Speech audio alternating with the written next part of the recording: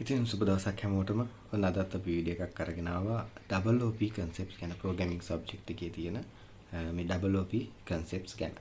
ඉතින් මේ OOP concepts අපේ යුනිවර්සිටි වල ඉන්න නංගි ළමයිලට සහ ජොබ් එකක් කරන software engineer පැත්තේ ජොබ් එකක් කරන කෙනෙක් වෙන්න පුළුවන්. එයාලට වැදගත් වෙන දෙයක්.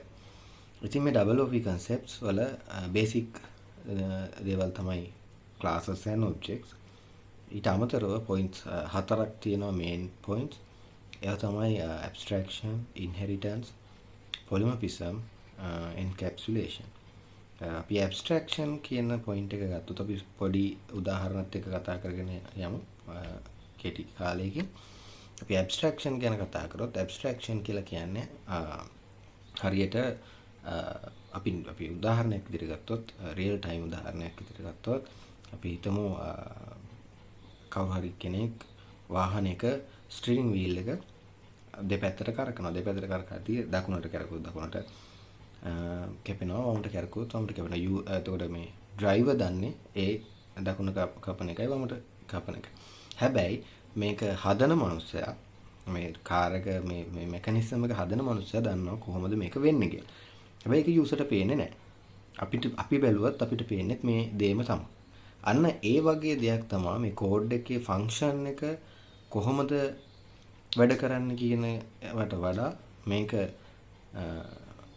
මෙන්න මෙහෙමයි වැඩ කරන්න කියන එක. ඒ කියන්නේ මෙහෙ දකුණට කැපුවොත් දකුණට වෙනවා, වමට කැපුවොත් වමට කැපෙනවා. අන්න ඒ දේ පේන එක තමයි abstraction කියලා කියන්නේ. ඒ කියන්නේ අපිට මේ කෝඩ් එකේ තියෙන complexity එක පේන්නේ නැති එක.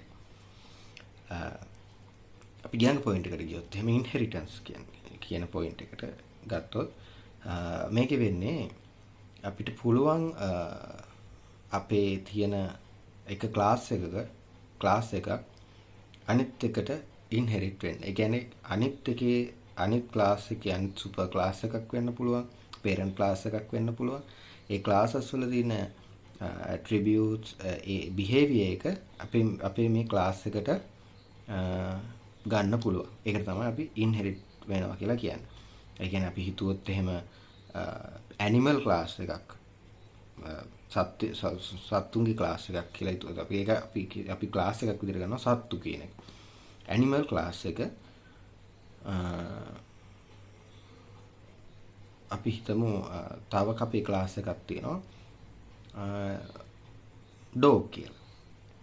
එතකොට ඩොග් කිව්වොත් ඩොග්ස්ලට බල්ලොන්ට